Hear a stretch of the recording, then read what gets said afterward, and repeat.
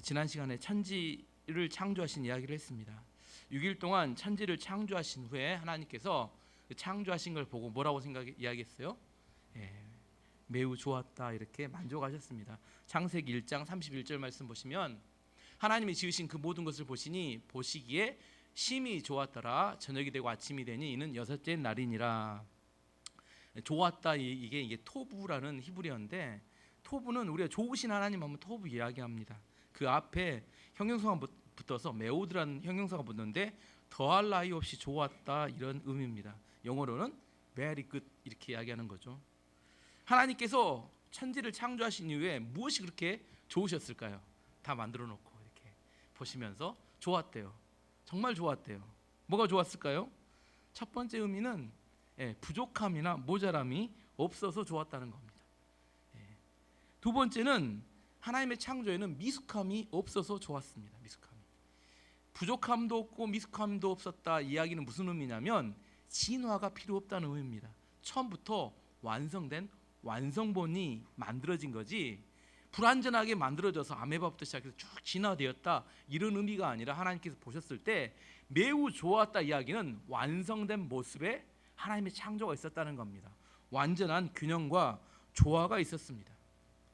하나님의 처음 창조할 때 그 창조의 모습은 완벽했는데, 근데 우리가 살아가는 우리 현실은 불완전하고 또 부조화합니다. 왜 그럴까요? 왜 우리가 살아가는 기후도 이상하고 태풍이나 자연재해 같은 게 있고, 왜 그래요? 인간이 죄를 지어서 타락했기 때문입니다.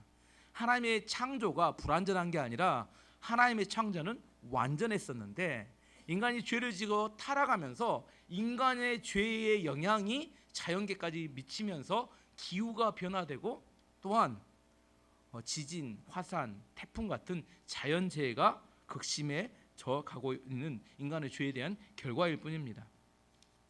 하나님께서 6일 동안 천지를 창조하셨고, 또 마지막 날, 오늘 일곱째 날 무슨 일을 하셨는지를 이야기하는데, 마지막 일곱째 날 무엇을 하셨어요? 안식. 잘 모르신가요? 오늘 안식하셨습니다. 정신을 차립시다. 1절 2절 말씀 봐보면 천지와 만물이 다 이루어지니라 하나님이 그가 하시던 일을 일곱째 날에 마치시니 그가 하시던 모든 일을 그치고 일곱째 날에는 안식하시니라. 일곱째 날 안식하셨다는 안식은 창조의 절정이자 완성을 말합니다. 하나님께서 일곱째 날 뭘 창조하셨냐? 뭘 창조하셨어요? 안식을 창조하셨다니까요.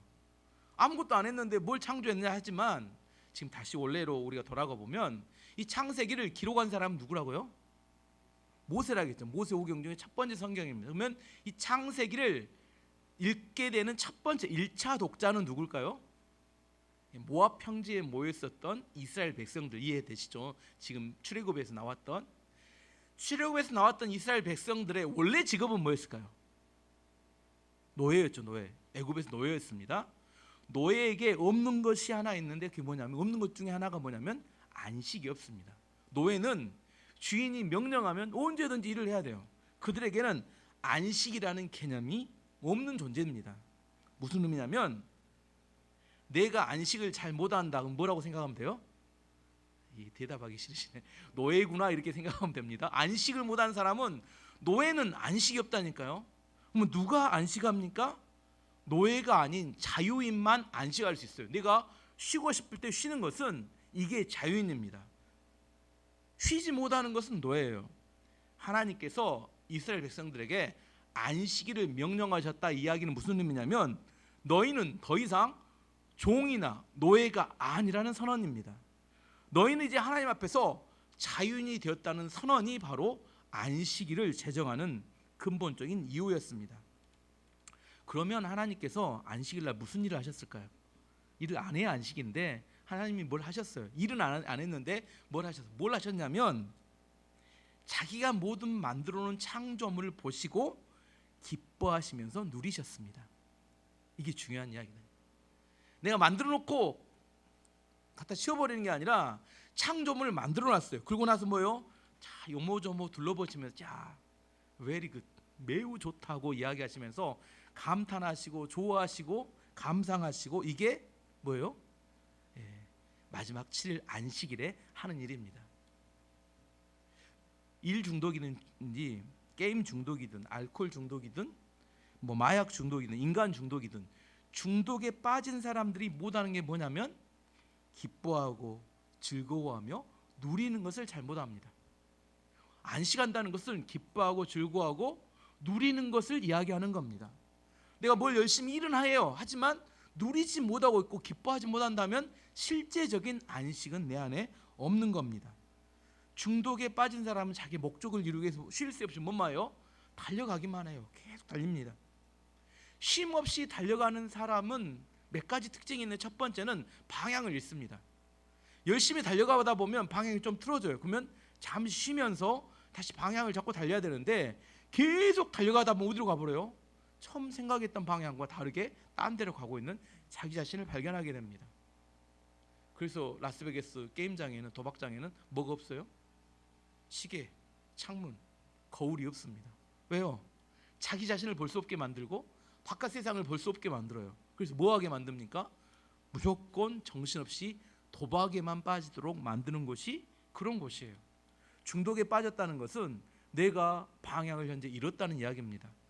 계속 달리다 보면 두 번째 나타나는 현상은 고장이 납니다. 몸이 고장이 나든지 마음이 고장이 나든지 가정이 박살이 나든지 뭔가 고장이 나요. 왜 그래요? 쉬어서 정비를 해야 되는데 정비를 하지 않고 계속 달리니까. 그럼 마지막에는 계속 달리다 보면 정작 얻었음에도 불구하고 뭘 못해요? 누리거나 기뻐하지 못합니다. 옛날 서울의 어떤 부자는 큰 빌딩, 몇천억짜리 빌딩을 갖고 있는데 그는 평생 6평짜리 컨테이너에 살다가 죽었다고 합니다. 실제 이야기입니다. 엄청난 부자였는데. 잘못하면 그럴 수 있어요. 돈을 벌기 위해서 열심히 달렸는데 뭘 안 돼요? 자기는 누려보지도 못하고 죽게 됩니다. 두 명이 장작을 팹니다. 한 사람은 계속 장작을 패고 한 사람은 쉬었다가 장작을 패고 쉬었다 장작을 팼습니다. 나중에 결과를 봤더니 쉬었다 팬 사람이 훨씬 더 많은 양의 장작을 팼어요. 왜 그랬어요? 쉬면서 도끼 날을 갈았기 때문입니다. 도끼 날을 안 갈고 계속 패는 것보다 쉬어서 도끼 날을 가는 게 훨씬 더 많은 열매를 맺을 수 있습니다. 오늘 제가 좋아하는 수영 이야기를 한번 해보려는데, 수영을 하면 사람이 양쪽 팔을 젓죠. 양쪽 팔을 저을 때하고 잠시 멈출 때가 있어요. 멈출 때하고 팔을 저을 때 중에 언제 몸이 더 물결을 가르고 빨리 갈까요? 멈출 때 갈까요? 팔을 저을 때 갈까요? 우리 생각하면 팔을 저을 때 몸이 수영 나올 때 갈 것 같잖아요. 근데 그렇지 않습니다. 왜냐하면 물은 저항이 있어요. 힘을 쓰게 되면 물의 저항에 막혀서 못 갑니다. 근데 빨리 팔을 젓고 나서 잠시 멈추면 그때 몸에 온 힘을 빼고 있으면 그때 물살을 가르고 몸이 전진합니다. 그래서 반드시 수영을 배울 때 뭐 해야 되냐면 힘을 당길 때하고 힘을 뺄 때를 반드시 구분해야 돼요. 그래서 멈추는 시간이 길어지면 더 빨리 갑니다. 근데 못하는 사람은 어떻게 돼요? 난리 납니다. 근데 뭐요? 가지는 못하고 맨 제자리만 있어요. 왜냐하면 물의 저항을 이해하지 못하기 때문입니다. 저는 수영하면서 제일 좋은 게 힘을 쭉 뺄 때 아예 빼버려요. 그러면 빼고 나면 이 물의 부력이 있잖아요. 내 부력이 제 몸을 딱 띄웁니다. 그리고 가만히 있으면 앞으로 쭉 전진해 나가는 것이 온몸으로 느껴져요. 이걸 못 느끼면 수영이 재미가 없어요. 일입니다. 정말 일인데, 수영할 때 수영이 즐겁다는 것은 내가 몸을 이렇게 당기고 난 다음에 이 물의 부력과 이 전진하는 힘에 의해서 몸이 싹 전진해 나갈 때 이때가 행복합니다. 꼭 이때가 어떤 느낌이냐면, 저는 그게 수영하면 느끼는 느낌이 뭐냐면 성령님께서 내 몸을 딱 받치고 있고 내가 한번 힘을 쓴 다음에 잠시 멈추고 있으면 일이 되어져 가고 내 삶이 사라져 가고 열매가 맺어가는 느낌을 그때 받아요.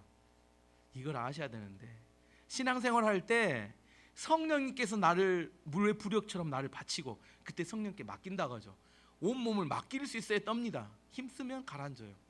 딱 맡긴 다음에 한번 팔을 저었으면 잠시 딱 멈추고 있으면 몸이 싹 전진해 나갑니다.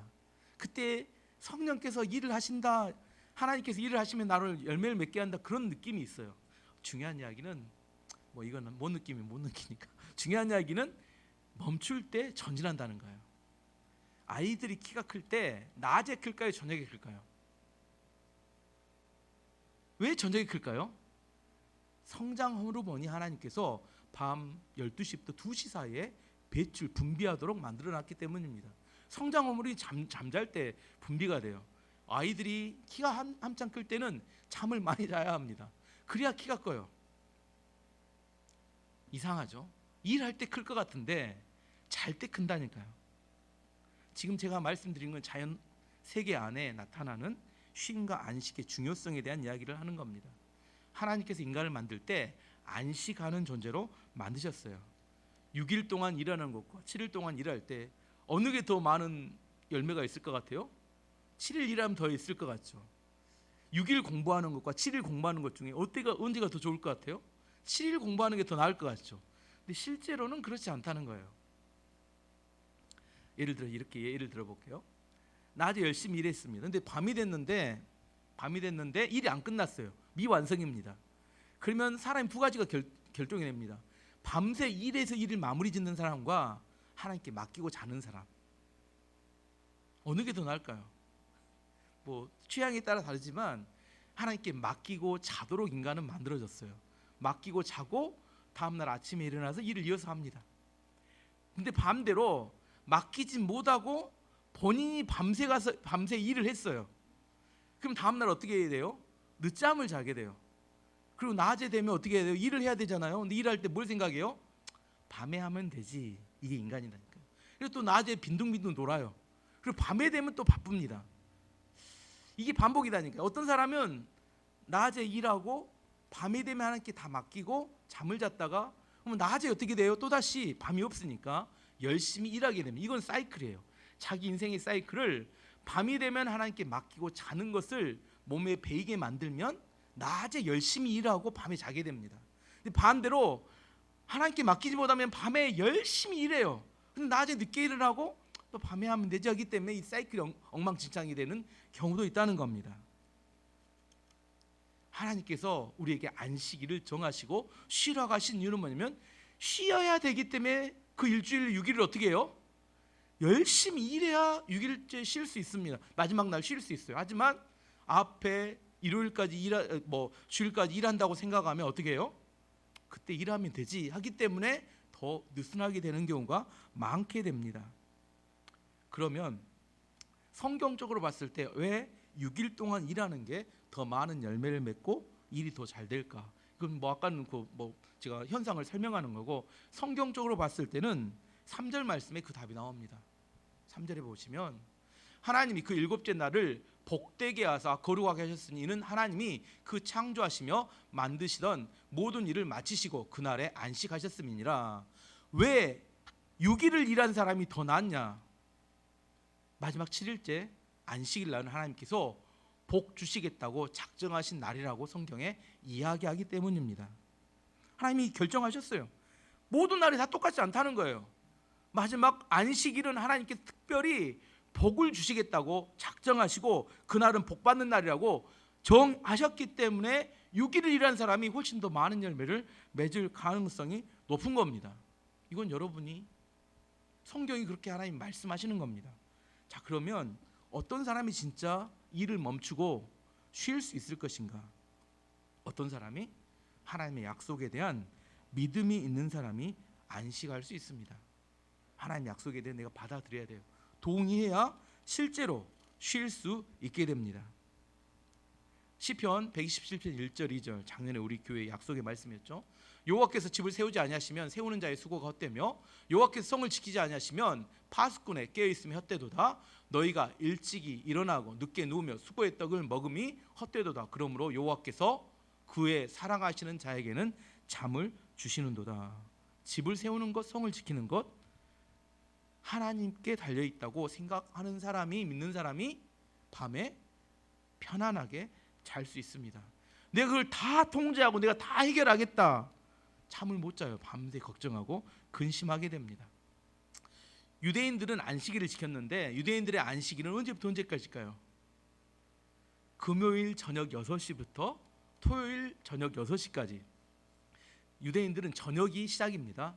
저녁 6시가 시작이고 저녁 6시가 끝이에요. 그래서 금요일 저녁 6시부터 토요일 저녁 6시까지인데 안식이 되면 밤에 그들마다 이렇게 그 이스라엘의 촛대 있죠. 촛대에 저녁이 됐으니까 촛대에 불을 켜고 온 가족이 다 둘러 앉아서 하나님 안에서 축복을 해주고 용서를 해주는 시간이 안식일이라고 합니다.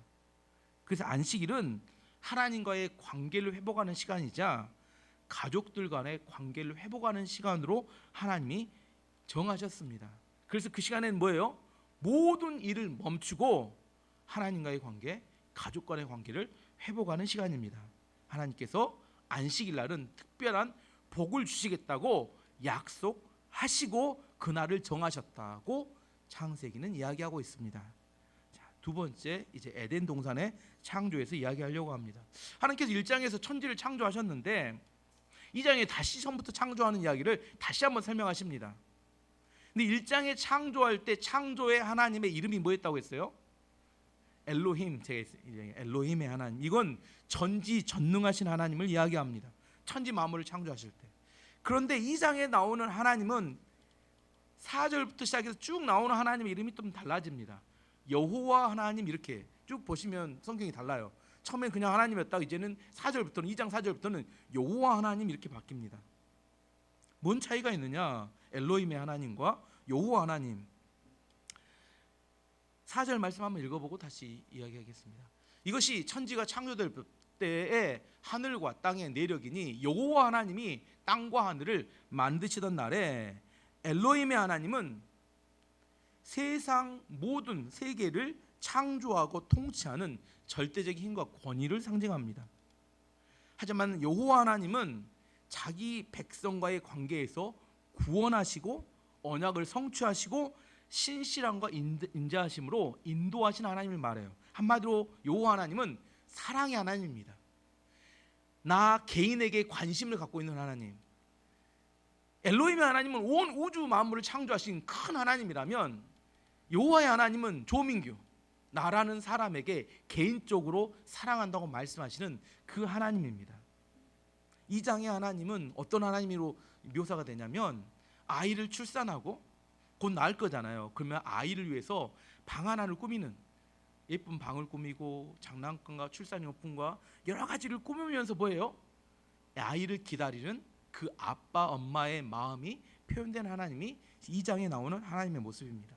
2장에 나오는 하나님이 첫 번째 다시 인간 창조, 사람을 창조하는 모습이 나오는데 지난 설교 때 1장에서 하나님을 창조할 때 무엇을 알려주셨다고 했어요? 잊어버리시니까 설계도를 알려주신 설계도. 예, 인간을 만든 설계도를 알려줬다. 설계도는 두 가지였는데 첫 번째는 하나님을 닮은 존재로 인간을 창조했다. 영적인 교제가 가능한 존재로. 두 번째는 하나님께서 복받은 존재로 창조했다. 이렇게 지난주에 말씀드렸어요. 이제는 그 두 가지의 설계도를 가지고 구체적으로 인간을 만드는 모습을 표현한 게 2장 7절에 나옵니다. 7절 말씀 보면 여호와 하나님이 땅의 흙으로 사람을 지으시고 생기를 그 코에 불어 넣으시니 사람이 생명이 되니라. 하나님께서 이제 구체적으로 어떻게 설계도를 따라 만드냐면 이 흙은 영어로는 흙의 먼지 이렇게 표현되어 있습니다. 흙의 먼지를 모아가지고 한마디로 표현하면 하나님께서 찰흙으로 공예를 하셨다. 이렇게 인간을 하나님이 탁탁탁 이렇게 만들어가지고 찰흙 공예로 흙으로 사람을 먼저 빚으셨습니다. 그리고 빚어놓은 다음에 거기에 뭘 불어넣어요?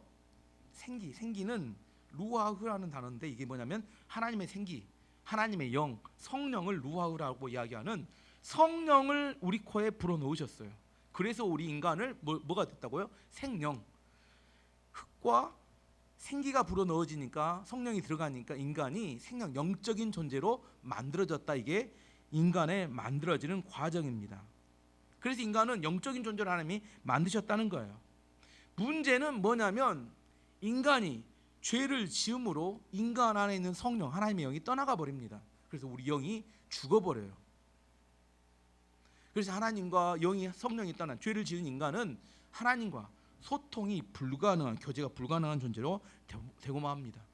하나님의 영이 떠난, 영이 죽은 인간은 이 본능을 따라 동물과 똑같이 육체적 본능의 욕망을 따라 살아가는 존재가 되고 말았습니다.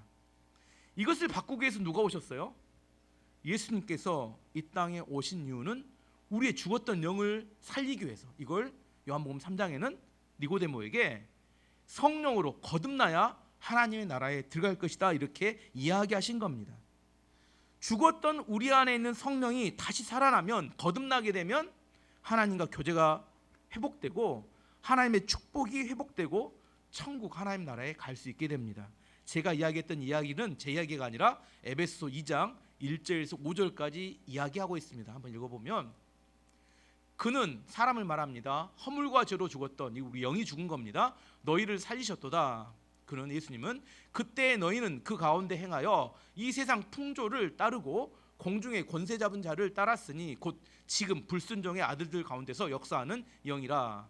전에는 우리도 다 그 가운데서 우리 육체의 욕심을 따라 지내며 육체와 마음에 원하는 것을 하여 다른 이들과 같이 본질상 진노의 자녀였더니 긍휼이 풍성하신 하나님이 우리를 사랑하신 그 큰 사랑으로 인하여 허물과 죄로 죽은 우리를 그리스도와 함께 살리셨고 너희는 은혜로 구원을 받을 것이라. 제가 설명했던 이야기가 다 여기 정리되어 나와 있습니다. 우리가 죄와 허물로 우리의 영이 죽어버렸는데, 그래서 육체의 본능을 따라 욕망을 따라 살고 있었는데 예수님께서 우리에 오셔서 우리 영을 살리시고 우리가 이제 하나님과 영적인 교제와 축복을 받는 존재로 바꾸셨다, 구원받았다, 이렇게 말씀하시는 겁니다. 여기서 내용 전체를 이야기하면 인간의 창조는 흙 플러스 하나님의 성령. 만약에 하나님 성령이 떠나면 어떻게 돼요? 그래서 흙으로 와서 어디로 돌아가요? 흙으로 다시 돌아가는 존재가 인간일 뿐입니다. 그 다음에 두 번째, 이제 이렇게 인간을 만드셨고 에덴 동산을 창조한 이야기를 해보도록 하겠습니다. 하나님께서 아담을 만드신 다음에 아담을 위해서 거처할 공간, 아까 아이가 나오면 어디를 만들어요? 아이 방을 만들듯이 하나님께서 아담을 위해서 거처할 공간, 또 꽤 큰 공간이죠. 굉장히 큰 공간을 아담을 위해서 뭘 만드냐면 에덴 동산을 만드셨습니다. 8절 말씀 보면, 여호와 하나님이 동방의 에덴에 동산을 창설하시고 그 지으신 사람을 거기 두시니라. 에덴 동산을 만들었는데 에덴 동산에는 오늘 성경을 보면 큰 빌딩이 없습니다. 도시인데, 사는 곳인데 강력한 군대도 없습니다. 화려하고 번쩍이는 도시도 아닙니다. 에덴 동산은 소박하고 아름답고 쉴 수 있고 잠잘 수 있고 노래를 부를 수 있고 하나님과 대화가 가능한 그런 동산을 의미합니다. 성경에 보면 그렇게 돼 있어요. 아시겠죠? 죄 지은 인간은, 타락한 인간은 그 에덴 동산으로 만족하지 못합니다. 뭘 원해요? 엄청난 힘과 권력과 군대를 가진 제국을 만들어 온 세상을 이게 자기 마음대로 통치하려는 야망을 갖습니다. 인간은 바벨론 제국이나 로마 제국 같은 엄청난 제국을 만들기 원하고, 또 경제적으로는 어때요? 재벌들은 재벌 왕국을 만들기 원하고, 종교를 만들어서 사람들의 마음을 현혹해서 종교 공동체로 어떤 큰 제국을 만들기 원하고, 한마디로 제국의 욕망은 뭐냐면 인간 자신이 하나님이 되기를 원하는 그런 욕망을 말합니다. 그 제국에서는 사람들은 야망을 위한 수단과 방법으로 이용될 뿐입니다. 하지만 하나님의 나라는 사람을 사랑하고 사람을 존중하고 사람을 축복하고 하나님께서 만들어 놓은 세상을 함께 누리는 곳을 말합니다. 아시겠죠? 에덴 동산은 어떤 곳이냐면 에덴이라는 이름 자체가 기쁨입니다. 에덴이 뭐라고요? 예, 기쁨입니다. 에덴 동산은 기쁨의 동산이었습니다. 여러분의 가정이 기쁨의 가정이 되기를 원합니다. 이게 에덴을 이야기하는 겁니다. 우리 교회가 기쁨의 교회가 되기를 원합니다. 이게 원래 하나님께서 만드시기를 원하시는 창조의 가장 근접한 모습입니다. 너무 인상 쓰지 마세요. 좀 웃고 사세요. 기쁨의 동산이 하나님이 원하시는 원래의 모형이다. 에덴이 기쁨입니다. 에덴 동산의 형태적인 모습으로 오늘 하나 묘사한 게, 에덴에는 뭐가 있냐면 강이 4개가 있었어요. 강이, 그 이야기의 10절부터 14절을 다시 한번 읽어보면 강 4개 이름이 나오는데, 강이 에덴에서 흘러나와 동산을 적시고 거기서부터 갈라져 네 근원이 되었으니 첫째의 이름은 비손이라. 금이 있는 하올라 온 땅을 둘렀으며 그 땅에 금은 순금이요 그곳에는 베델리엄과 호마노도 있으며, 둘째 강의 이름은 기온이라. 구스 온 땅을 둘렀고 셋째 강의 이름은 히데겔이라. 아스루 동쪽으로 흘렀으며 넷째 강은 이브라데라. 네 강의 이름은 첫 번째 비손, 기온, 히데겔, 그다음에 유브라데. 그래서 아마 성경학자들이 연구해서 여기 어딜까? 가장 많은 대답은 이스라엘 땅일 것이다고 생각하는데, 아니면 중동의 어느 지역일 것이다. 하지만 이런 추측들이 맞지 않을 수 있는 이유는 이때가 홍수 이전이었기 때문에 홍수가 와서 싹 한번 이 땅을 잠기고 물이 빠질 때 지형이 어떻게 바뀌었을지를 추측하기가 힘들어서 사실을 이렇게 정확히 알기는 어렵습니다. 성경이 말하지 않으면 뭐 어떻게 해야 돼요? 몰라야 합니다. 누가 이렇게 어디다 이렇게 이야기하면 맞지 않습니다. 우리는 성경이 알려준 데까지만 아는 겁니다. 하지만 한 가지 중요한 특징이 뭐냐면 에덴 동산은 물이 풍부한 곳이었다, 이렇게 이야기할 수 있겠죠. 이게 네 강에 대한 이야기를 제가 좀 더 자세하게 해석을 한번 해보려고 합니다. 에스겔 47장에 보면 에스겔이 예루살렘의 성전에서 물이 흘러나오는 환상을 보게 됩니다. 아시죠? 원래 대형 도시들, 큰 이렇게 문명들은 뭘 중심으로 만들어졌어요? 강을 중심으로 만들어지죠. 근데 예루살렘이란 도시는 뭐가 없어요? 800m 고지 산 꼭대기에다 도시를 만들었어요. 이게 강이 없어요. 근데 강이 없어요. 강이 없기 때문에 도시가 만들어지는 원래 어려워요.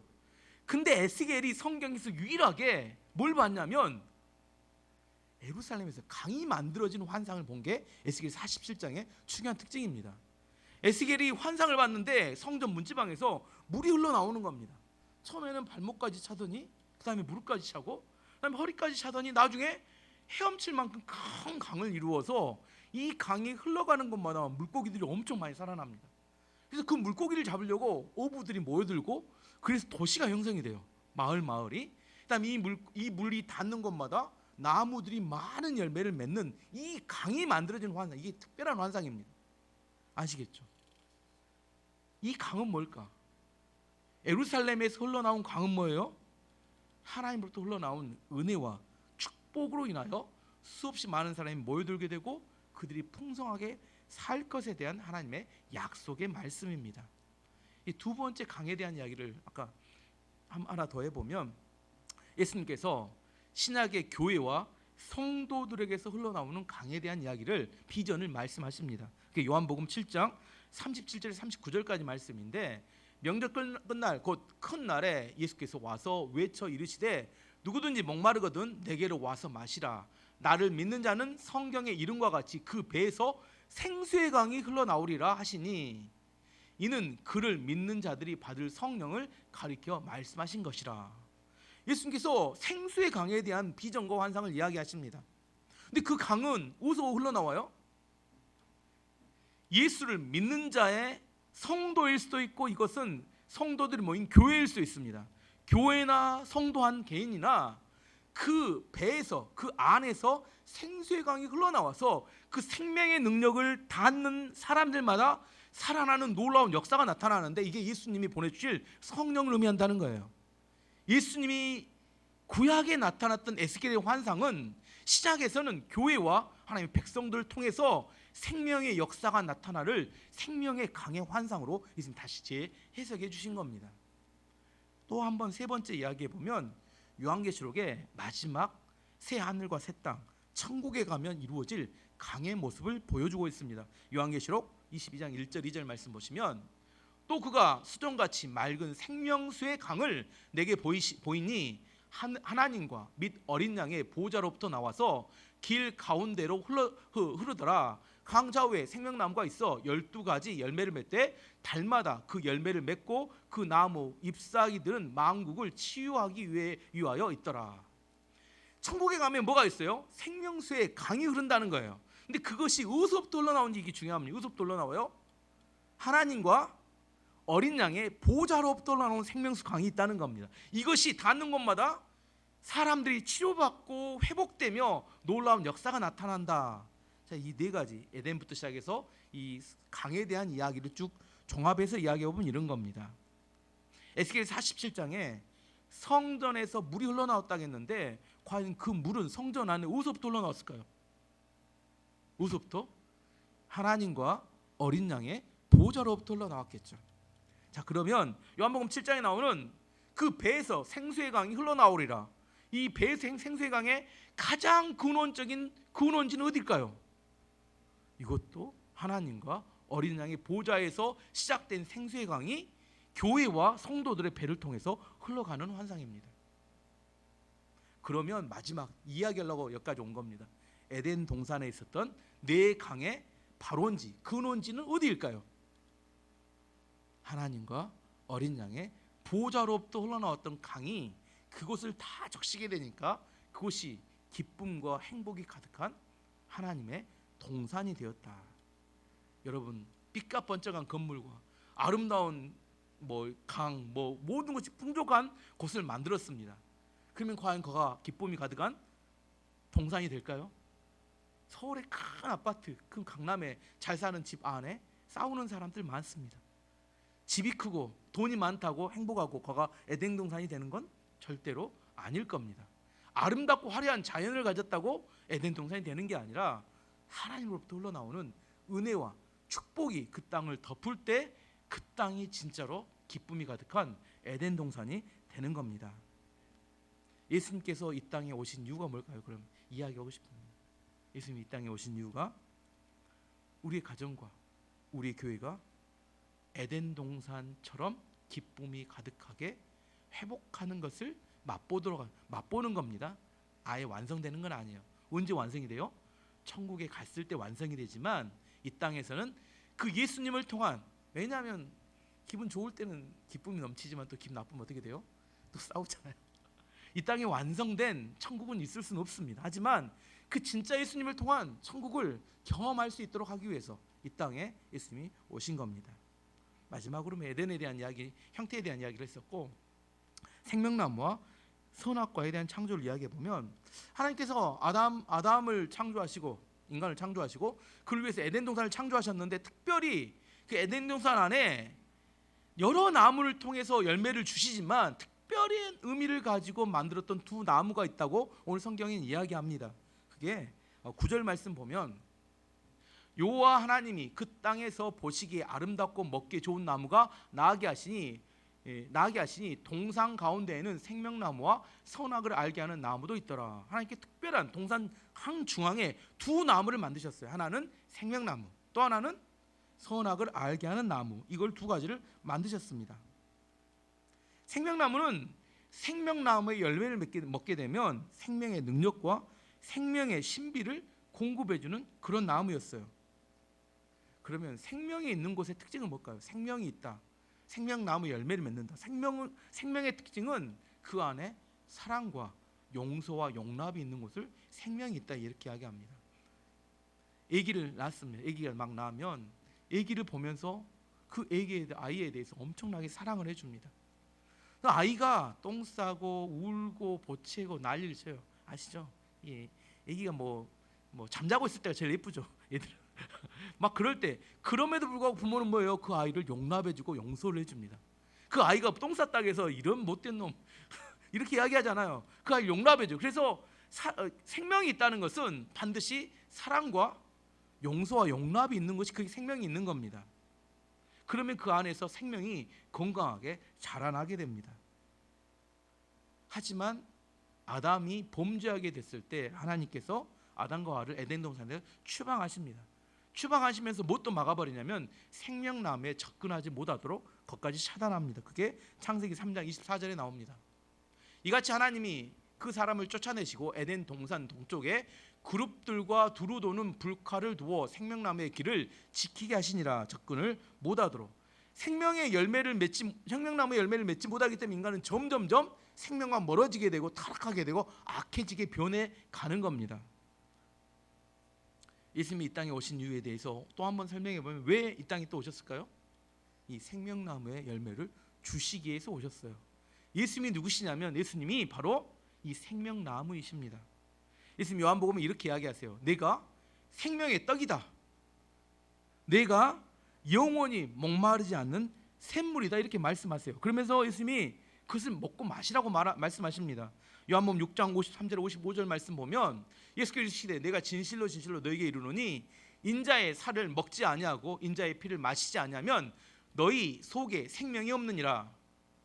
내 살을 먹고 내 피를 마시는 자는 영생을 가졌고 마지막 날에 내가 그를 다시 살리리니 내 살은 참된 양식이요 내 피는 참된 음료로다. 우리 식인종은 아닙니다. 이게 무슨 말이냐면 이 잃어버렸던 생명나무가 바로 신약에 와서는 예수 그리스도가 생명나무임을 이야기하시는 겁니다. 생명나무라는 사실을 아는 게 중요하지 않아요. 뭐 해야 돼요? 먹고 마시는 게 중요합니다.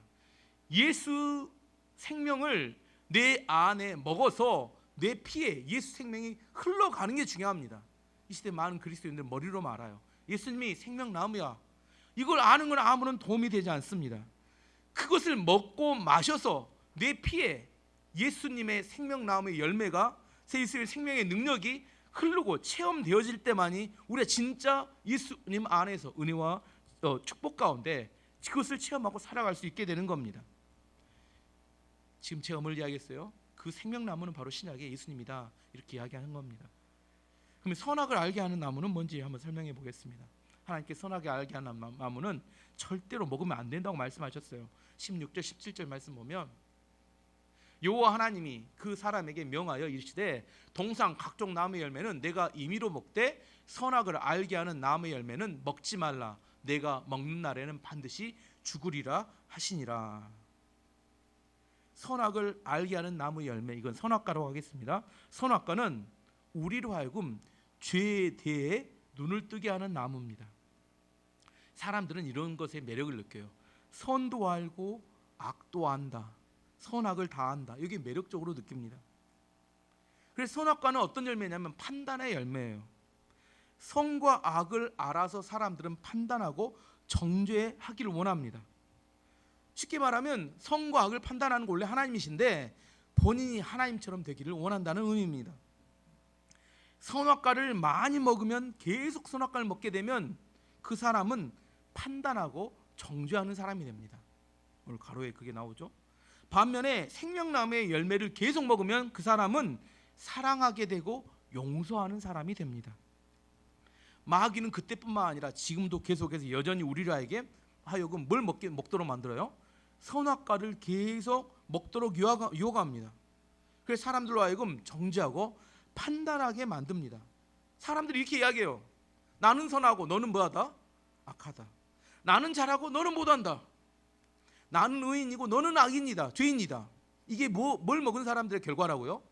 선악과를 먹은 사람들의 모습입니다. 이 시대의 가장 큰 비극은 학교에서 어떤 교육을 가르치냐면 선악과를 먹이는 교육을 시킵니다.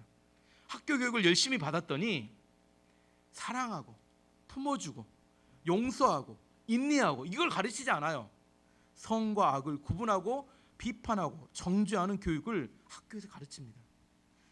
그런 교육의 문제는 뭐냐면 문제 제기는 잘해요.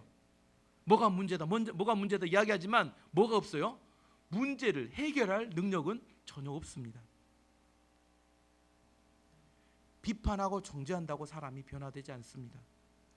사람은 사랑해주고 용서해줄 때 변화됩니다. 생명나무의 열매를 계속 먹게 되면 사람이 살아나요. 가정이 살아납니다. 한 사회가 살아나고 국가가 살아납니다. 뭘 먹어야 살아난다고요? 생명나무의 열매를 먹어야 살아납니다. 선악과 열매를 먹으면 절대로 살아나지 않아요. 비판과 정죄 속에서 사람들은 오히려 죽어갑니다. 우리나라의 요즘 사회 문화가 이 비판과 정죄 문화가 너무 만연합니다. 가장 대표적인 게 장관들 청문회. 거기만 가면 뭐가 돼요? 사람이 거의 쓰레기가 됩니다. 아, 저런 사람이었어. 절대 장관 안 돼야겠다. 저도 시켜주도 않겠지만 누군가 나를 다 뒤져가지고 저도 쓰레기가 될 것 같은 그런 두려움이 있습니다. 어떤 사람만 통과할 수 있을까? 제가 아무리 생각해봐도 백수 한 30년 놀다 보면 죄가 없어요. 놀기만 했으니까 그 사람 통과할 수 있어. 청문회는 어떤 죄가 얼마나 있는 이것도 중요하지만 더 중요한 것은 그 사람이 그 직무를 감당할 만한 능력이 있는가. 능력이 있으면 그 사람을 세워서 이 나라를 이끌어가도록 지도자를 만들어야 되는데 능력은 중요하지 않아요. 거기 가면 무조건 난도질해서 사람을 아주 바보로 만들어버립니다. 물론 죄가 없는 인간이 얼마나 있겠습니까? 죄가 기준이면 안 되는 겁니다. 물론 죄가 없는 사람, 죄가 많이 있는 사람이 그 사람이 더 죄를 저지르면 안 되겠지만, 그뿐만이겠어요. 인터넷을 들어가 봐도 어디를 가봐도 다 정죄하고 비판하는 것이 이 시대에 만연해 있기 때문에 사람들과 죽어가는 겁니다. 뭘 먹어야 된다고? 이걸 문제를 해결하기 위해서는 생명나무의 열매를 먹고 사랑과 뭐요? 용서가 있을 때 죽었던 사람이 살아나고, 죽었던 가정이 살아나고, 죽었던 교회가 살아나고, 사회가 변화되고 살아나게 되는 겁니다. 정말로 우리가 살리기를 원하면 교회는 뭘 가르치는 곳이에요? 그래서 생명나무의 열매를 먹이는 곳이 교회입니다. 그래서 제가 이야기했죠. 예수님을 먹고 마시는 사람, 그 사람이 진짜 이 시대를 살릴 수 있는 진정한 하나님의 일꾼이 될 수 있는 겁니다. 그러면 왜 이렇게 위험한 선악과를 하나님이 이 땅에 만드셨을까요? 없으면 더 좋을 것 같은데, 그것은 다음 주에 이야기하겠습니다. 너무 길어서 오늘 말씀의 결론을 맺도록 하겠습니다. 하나님은 안식을 창조하셨습니다. 안식을 진짜 알 때 진짜 열매 맺을 수 있고 하나님의 축복과 은혜 가운데 살 수 있습니다. 하나님께서 에덴 동산에 4개의 강을 만드셨어요. 그 4개의 강은 하나님과 어린 양의 보호자로부터 흘러나오는 은혜와 축복의 강을 말합니다. 우리의 가정과 우리 교회가 에덴 동산 같은 기쁨의 동산이 되기를 원합니다. 마지막 3번째, 제일 중요하죠. 선악과를 먹을 것인가? 아니면 생명나무의 열매를 먹을 것인가? 하나 예수님이 말씀하셨습니다. 내 피를 먹고 내 살을 먹는 자만이 생명이 있고 살 수 있다. 매일처럼 우리는 뭐 해야 돼요? 지식이 아니라 예수님을 먹고 마심을 통하여 우리 피 속에 예수님의 사랑과 예수님의 역사한 능력이 흘러가야 합니다. 여러분을 바늘을 푹 주시면 뭐가 나와야 돼요? 뭐가 나온다고?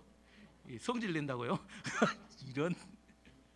예수님의 피와 예수님의 살이 우리 몸에서 흘러나와야 우리가 그래 예수님의 제자이고 예수님의 사람인 겁니다. 내가 이 땅을 작은 예수로 살아가기 위해서는 선악을 알게 하는 나무를 먹어서, 열매를 먹어서 선악과를 먹어서 안 되고, 생명나무의 열매가 되시는 예수 그리스도를 먹을 때만이 정말 이 교회와 우리 가정이 살아날 수 있고 이 땅이 정말 하나님께 생명을 전할 수 있는 그런 사람이 될 수 있습니다. 우리 교회 안에는 비판과 정죄가 아니라 뭐요? 사랑과 용납이 있는 그런 교회가 되기를 축원합니다.